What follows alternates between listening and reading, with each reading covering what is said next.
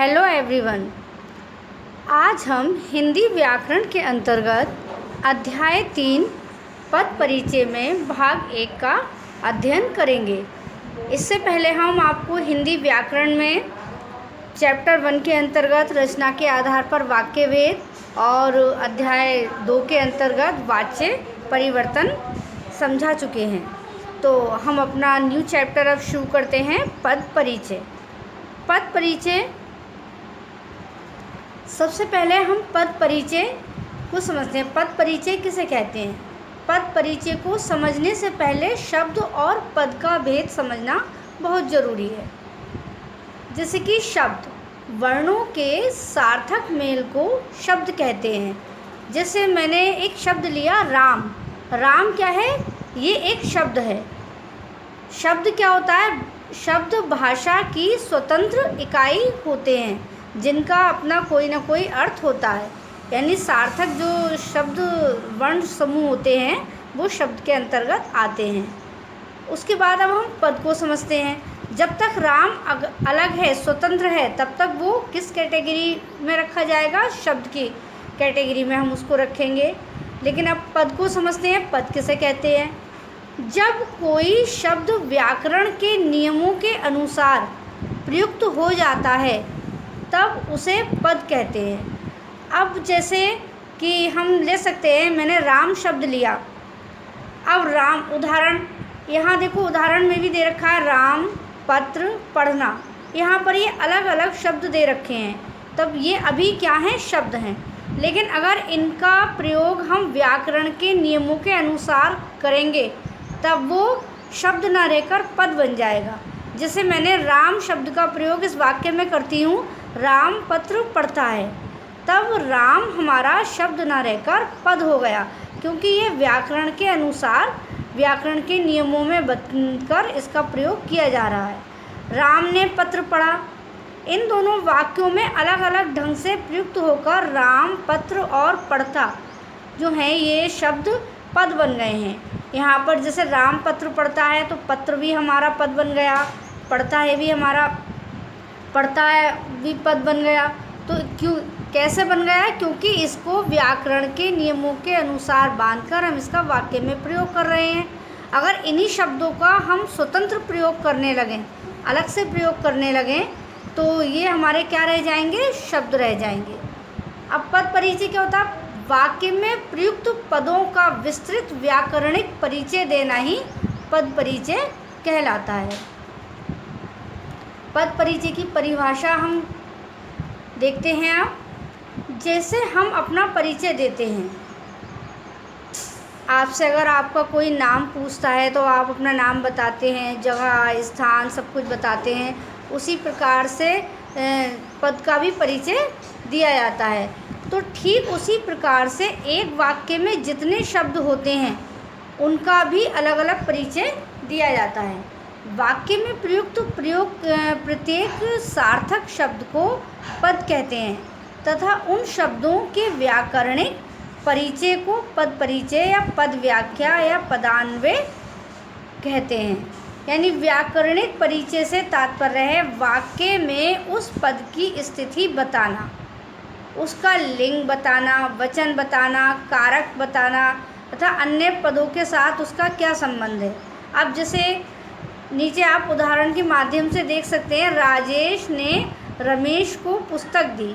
अब मान लो मुझे राजेश का, राजेश एक शब्द है, इसका मुझे पद है ये, इसका मुझे परिचय देना है, तो मैं राजेश शब्द लेती हूँ। राजेश क्या है? मेरा संज्ञा है, और संज्ञा कौन सी है? ये व्यक्तिवाचक।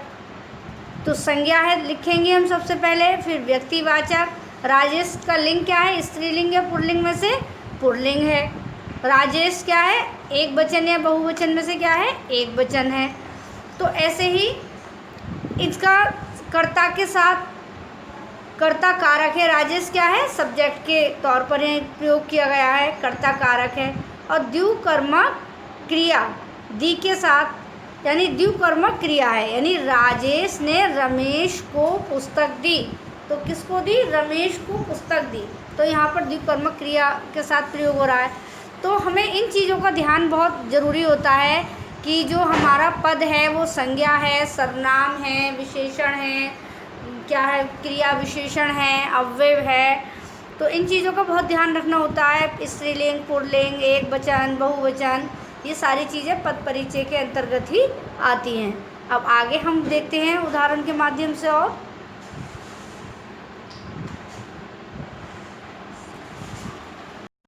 इस उदाहरण के माध्यम से हम देखते हैं, आज समाज में विभीषणों की कमी नहीं है। विभीषणों क्या है? विभीषण एक जातिवाचक संज्ञा के अंतर्गत आता है, क्योंकि विभीषण जो है किसके लिए प्रयोग करते हैं? हमें देशद्रोहियों के लिए कहा जाता है। तो यहाँ पर हमें विभीषणों पद का परिचय देना है। तो यहाँ पर विभीषणों क्या है? संज्ञा है। संज्ञा कौन सी है? हमारी जातिवाचक। विभीषणों से पता पड़ रहा है कि बहुवचन है, स्त्रीलिंग है नहीं, ये पुल्लिंग है। और आज समाज में विभीषणों की कमी नहीं है, ये क्या है? संबंध कारक। किससे? समाज के साथ इसका संबंध दर्शाया जा रहा है, कारक। अब दूसरा उदाहरण देखते हैं। रात में देर तक बारिश होती रही। अब रात में देर तक बारिश, हमें देर तक पद का परिचय देना है। देर तक हमने लिया, ये क्या है? हमारा क्रिया विशेषण। ठीक है, बारिश होती रही, ठीक है, विशेषता बता रहा है कि कब तक होती रही बारिश? देर तक होती रही। तो ये कालवाचक, कब हो रही थी? रात में हो रही थी, समय भी दे रखा है। तो यहाँ पर हमारा देर तक जो है कालवाचक क्रिया विशेषण है। अब हम आगे देखते हैं। पद परिचय समझने के लिए बच्चों आपको इस तालिका को बहुत अच्छे से ध्यान में रखना है। ये मैंने आपके लिए स्वयं बनाई है। पद परिचय, पद परिचय हमारा सबसे पहले मुख्य इन चीज़ों के माध्यम से होता है। सबसे पहले उसमें संज्ञा आती है। संज्ञा में भी हमें ये देखना होता है कि संज्ञा कौन सी है। जैसे संज्ञा हमारे 5 प्रकार होते हैं: व्यक्तिवाचक, जातिवाचक, भाववाचक, समूहवाचक और द्रव्यवाचक। उसके बाद हम सर्वनाम होता है। सर्वनाम भी हमारा पुरुषवाचक, निजवाचक, निश्चयवाचक, संबंधवाचक, प्रश्नवाचक और अनिश्चयवाचक। उसके बाद पद परिचय में क्रिया का बहुत महत्व है। ये ध्यान रखना होता है क्रिया सकर्मक है या अकर्मक है। उसके बाद विशेषण आता है। विशेषण में हमारा गुणवाचक विशेषण, संख्यावाचक, परिमाणवाचक और सार्वनामिक। फिर लिंग, स्त्रीलिंग, पुल्लिंग, वचन का ध्यान रखना होता है, एक वचन, बहुवचन।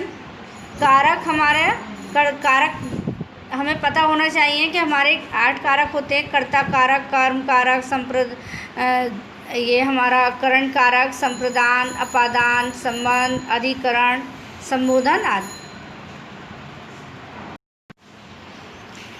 उसके बाद हमें काल का ध्यान रखना होता है: वर्तमान काल, भूतकाल, भविष्य काल।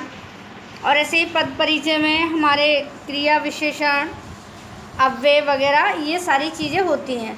तो इस तालिका को आपको बहुत ध्यान रखना है। अब जैसे संज्ञा है, मैं कह दूं कि राम बहुत अच्छा लड़का है, तो इसमें राम बहुत अच्छा लड़का है, तो राम का मुझे पद परिचय देना है। तो राम क्या है? हमारा व्यक्तिवाचक संज्ञा हो जाएगा। ठीक है, राम व्यक्तिवाचक संज्ञा हो जाएगा। लिंग हमारा क्या हो जाएगा? पुल्लिंग हो जाएगा। वचन क्या हो जाएगा? एक वचन हो जाएगा। ठीक है, तो यहाँ पर हमने इसका परिचय दे दिया। अब जैसे मुझे इसी वाक्य में राम बहुत अच्छा लड़का है, मुझे अच्छा का देना है, अच्छा का परिचय देना है। तो क्या होगा? अच्छा क्या है? हमारा विशेषण है। विशेषण कौन सा है? गुणवाचक विशेषण है। अब कौन है? राम के बारे में बात हो रही है, तो एक वचन है। लिंग क्या है? हमारा पुल्लिंग है।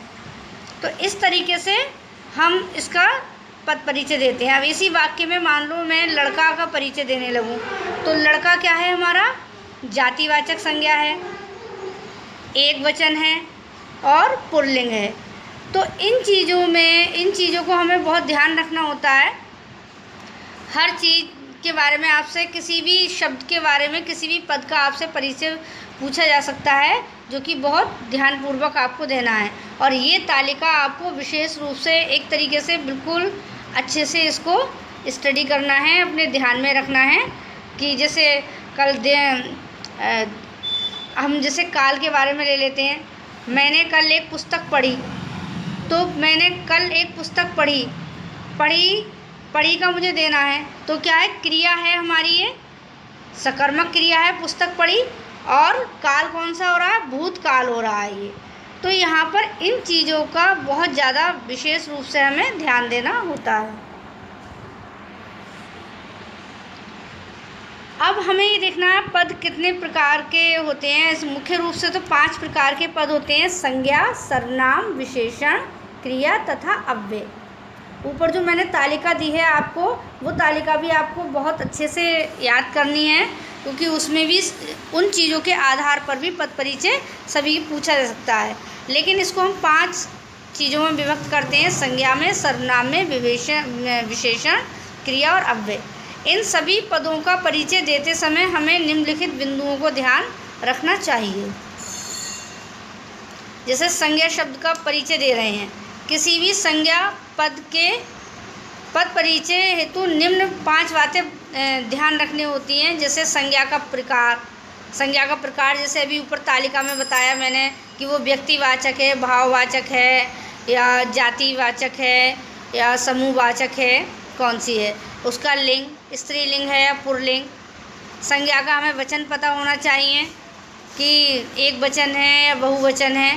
कारक पता होना चाहिए कि वो करण कारक है या संप्रदान है या अपादान है, कौन सा कारक है संज्ञा के साथ। और उस शब्द का क्रिया के साथ संबंध, और जो संज्ञा है हमारी उसके साथ जो क्रिया हो रही है, तो उसके क्रिया के साथ क्या संबंध है। तो इन चीज़ों को हमें ध्यान रखना बहुत ज़रूरी है। जैसे संज्ञा शब्द का क्रिया के साथ संबंध कारक के अनुसार ही जाना जाता है। जब कारक होता है तभी हम क्रिया का संबंध उसके साथ स्पष्ट कर पाते हैं। अब जैसे राम पुस्तक पढ़ता है, उक्त वाक्य में राम तथा पुस्तक शब्द क्या हैं, संज्ञाएं हैं। यहाँ इनका पद परिचय उक्त 5 बातों के अनुसार निम्नानुसार होगा। जैसे राम क्या है, व्यक्तिवाचक संज्ञा, पुल्लिंग है, एक वचन है और कर्ता कारक है, क्योंकि राम के द्वारा क्रिया हो रही है, क्योंकि राम पढ़ रहा है। अब पुस्तक क्या है, जातिवाचक संज्ञा है और स्त्रीलिंग है पुस्तक। अब देखिए हमारा वाक्य एक है, लेकिन राम क्या पुल्लिंग, पुस्तक स्त्रीलिंग, एक वचन है पुस्तक, और यहाँ कर्म के रूप में पुस्तक का प्रयोग हुआ है। पढ़ता है क्रिया का कर्म है, ये पढ़ता है क्रिया का क्या है, पुस्तक कर्म है, और राम यहाँ पर करता है। तो इस प्रकार से हमें बहुत ध्यान देना होता है कि कैसे हम इसका पद का परिचय देंगे।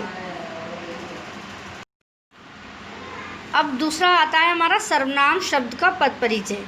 किसी सर्वनाम के पद परिचय निम्नलिखित बातों का उल्लेख करना होता है। मतलब सर्वनाम का जब पद परिचय देते हैं तो उसमें निम्नलिखित बातें जरूर होनी चाहिए। सर्वनाम का प्रकार पुरुष सहित, जैसा कि अभी ऊपर मैंने आपको बताया था तालिका में कि वो कौन सा पुरुष है। जैसे अनिश्चयवाचक सर्वनाम है, निश्चयवाचक सर्वनाम है, संबंधवाचक है, प्रश्नवाचक है, क्या है, या इसके पुरुष होते हैं उत्तम पुरुष, मध्यम पुरुष, और उत्तम पुरुष होता है, मध्यम पुरुष, अन्य पुरुष, ये पता होना चाहिए हमें। लिंग, स्त्रीलिंग, पुल्लिंग, वचन, एक वचन, बहुवचन, कारक और क्रिया के साथ सर्वनाम का संबंध। तो सर्वनाम की हमें सारी जानकारी होनी चाहिए, तभी हम इसको अच्छे से स्पष्ट कर सकते हैं। ये उसकी वही कार है जिसे कोई चुरा कर ले गया था।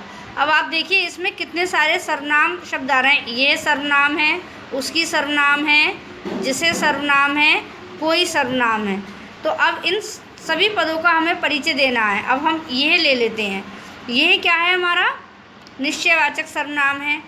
पुरुष कौन सा है, अन्य पुरुष है। और कार क्या है हमारा स्त्रीलिंग, तो इसलिए ये हमारा स्त्रीलिंग कहा जाएगा। एक वचन है, कार क्योंकि एक है, और संबंध कारक है, यानी उसके साथ कार का संबंध है। तो कार संज्ञा शब्द से संबंध है। संबंध किससे है, कार हमारी यहाँ पर संज्ञा है, उसी से इसका संबंध है। अब जिसे क्या है हमारा संबंधवाचक सर्वनाम है, और कार से इसका संबंध हो रहा है, स्त्रीलिंग है, एक वचन है, कर्म कारक है, और चुराकर ले गया क्रिया का कर्म है। यानी चुराकर ले गया क्रिया क्या है, चुरा कर ले गया था, तो उसका ये कर्म है। अब कोई ले लेते हैं। कोई क्या है, अनिश्चयवाचक सर्वनाम। अन्य पुरुष है कोई, अन्य पुरुष पुल्लिंग है, एक वचन है और कर्ता कारक है, क्योंकि कर्ता के रूप में है। कोई चुरा कर ले गया था, तो कार्य किसके द्वारा किया गया, किसी कर्ता है कोई, यहाँ पर चुरा कर ले गया था वो तो क्रिया का कर्ता है ये। तो इस प्रकार से हमें ये चीज़ें बहुत ध्यान रखनी है कि किसका किसके साथ संबंध है, कौन सर्वनाम में कौन सा पुरुष है, कौन सा सर्वनाम है ये। तो स्त्रीलिंग है, पुल्लिंग है, एक वचन, बहुवचन, इन सब चीज़ों का विशेष ध्यान रखा जाता है। अब आगे विशेषण शब्द का पद परिचय। किसी विशेषण शब्द के पद परिचय हेतु निम्न बातों का उल्लेख करना होता है कि विशेषण का प्रकार। विशेषण का प्रकार जैसे ऊपर तालिका में बताया था, गुणवाचक विशेषण, परिमाणवाचक, संख्यावाचक, इस प्रकार से सार्वनामिक। उसकी अवस्था बताई जाती है, लिंग और वचन, विशेष से व उसके साथ उसका संबंध दर्शाना होता है। जैसे आगे हम देखते हैं, वीर राम ने सब राक्षसों का वध कर दिया। उक्त वाक्य में वीर तथा सब शब्द विशेषण हैं। इनका पद परिचय हम किस प्रकार से देंगे, देखिए। वीर, वीर क्या है, राम की विशेषता बताई जा रही है, वीर हैं, तो ये गुण बताया जा रहा है, तो गुणवाचक विशेषण। वीर राम मूलावस्था है, यानी मूलावस्था है हमारी, जिससे आपने से डिग्री, कंपैरिजन ऑफ डिग्रीज आप पढ़ते हैं इंग्लिश में, मूलावस्था कहते हैं पॉजिटिव के लिए। पुल्लिंग है हमारे, राम क्या है, पुल्लिंग है और एक वचन है। राम क्या है, विशेष्य है। विशेष्य किसको कहते हैं, संज्ञा। संज्ञा को हम विशेष्य के रूप नाम से भी जानते हैं। तो विशेष्य के गुण का बोध करा रहा है यहाँ पर ये। तो यहाँ वीर का इस प्रकार से पद परिचय हुआ। अब हम सब लेते हैं। सब क्या है हमारा, संख्यावाचक विशेषण, मूलावस्था है ये भी, और पुल्लिंग है। सब में जैसा कि आपको पता पड़ रहा है, सब बहुवचन के रूप में प्रयोग हो रहा है। राक्षसों, क्योंकि ये राक्षसों क्या है, ये भी एक विशेष्य है। ये जातिवाचक संज्ञा का शब्द है, विशेष्य है यहाँ पर, कि संख्या का बोध कराता है। तो इस प्रकार से हमें विशेषण शब्द का परिचय देना होता है।